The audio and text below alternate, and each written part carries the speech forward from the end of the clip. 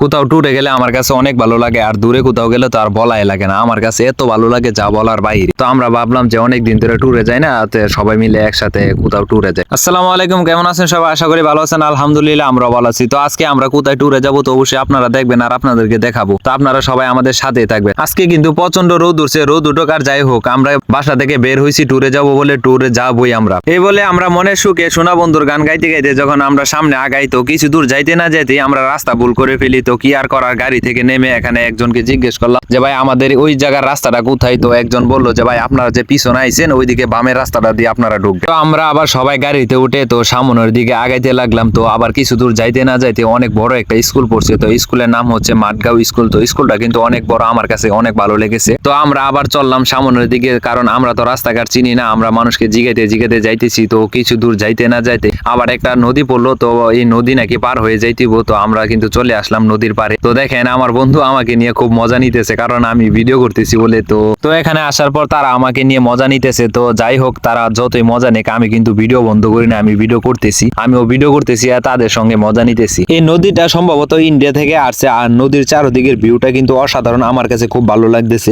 আর দেখতে দেখতে কিন্তু চলে আসলো আমাদের গুদারার নাও। আর এই গাঙ্গে তেমন বেশি একটা পানি নাই, আর পানি না থাকার কারণে কিন্তু মাঝ নদীতে কিন্তু আমাদের নাও আটকে গেছে। তো কি আর করার, এখানে মনে করেন গাড়ি দুইজনে দইরা নিয়ে ওই জায়গায় তুলতেছে, আর নাওটা কিন্তু একদম টুবু টুবু ভরা। আর এই যে দেখেন ওই ভাইটা যে ঝগড়া করতেছে, ওই ভাইটা কিন্তু সবার আগে আসছে, কিন্তু ভাইটাকে তারা গুদারওয়ালা নেয় না, কারণ যার যেমনে সবাই মনে করেন দৌড় আগে উঠে গেছে গুদারাত, আর এই ভাইটা কিন্তু এখন পিছে পড়ে গেছে। আর নাওয়ে উঠার পরে আমি চারদিকের ভিউটা দেখতেছি, ভিউটা আমার কাছে খুব ভালো লাগতেছে, তার জন্য ভিউটা নিলাম। তো জানি না আর কত দূর পারে দিতে হবো, আর বা কয়টা গুদারা পারে দিতে হবো, কত দূর রাস্তাটা তাও আমরা বলতে পারি না। তো গুদারা পার হয়ে কিন্তু আমরা যাইতেছি। আর এখন যে বর্তমানে ব্রিজটা আছি, তো ব্রিজটা কিন্তু একদম চিপা ব্রিজ। তো এখান দিয়ে মনে করেন একটা মোটরসাইকেল গেলে আরেকটা মোটরসাইকেল সাইড দিয়ে যাইতে পারবো না, এত সীমা। তো ভাবলাম যে রাস্তা মনে হয় এইদিকে খুব ভালো হইব, কিন্তু এখানে ইটের রাস্তা আর হালকা একটু পাকা রাস্তা। তো দেখতে দেখতে চলে আসলাম একটা বাজারের মধ্যে। তো এখানে ভাবতেছি আমরা কি ডাইনে যাব না বাও। তো কোনো কিছু না ভেবে আমরা সোজা চলতেছি। তো কিছু দূর যাইতে না যাইতে এক মুরব্বীকে জিজ্ঞেস করলাম যে চাচা আমরা ওই জায়গায় যাইতে আমরা কোন দিকে যাব। তো চাচা বলতেছে আপনারা এদিকে আসছেন কেন, এদিকে যাইতে পারবেন না, আপনাদের ওই সামনের বাজারে যে মোড়ের রাস্তা আছে ওই মোড়ের রাস্তা দিয়ে আপনাদেরকে ঘুরে যাইতে হইব। তো আমরা কি আর করা, আবার এখন যাইতে হইব ওই বাজারে। এই মুরব্বী চাচার কাছ থেকে আমরা অনেক কিছু জানতে পারলাম, আর চাচা আমাদেরকে সম্পূর্ণভাবে বুঝায় বললো যে তোমরা এই দিক দিয়ে যাই ওই দিক দিয়ে যাইবা। তো আমরা কিন্তু আমাদের গন্তব্যের রাস্তায় চলে আসলাম। তো এখানে রাস্তা খুব বাজে রাস্তা, কি আর বলা। তো এখানে যাইতে না যাইতে দেখেন আরেকটা স্কুল পড়ছে, খুব ভালো একটা স্কুল আর অনেক বড় একটা স্কুল। আর দেখেন এদিকে রাস্তার কি অবস্থা, খুব বালু দিয়ে রাখছে রাস্তায়, বুঝছেন। এই সময় খুব কাদা ছিল, তো কাদার উপর শুধু বালু দিয়ে। তো দেখেন সামনে রাস্তার কি অবস্থা দেখছেন। তো অনেকে এখানে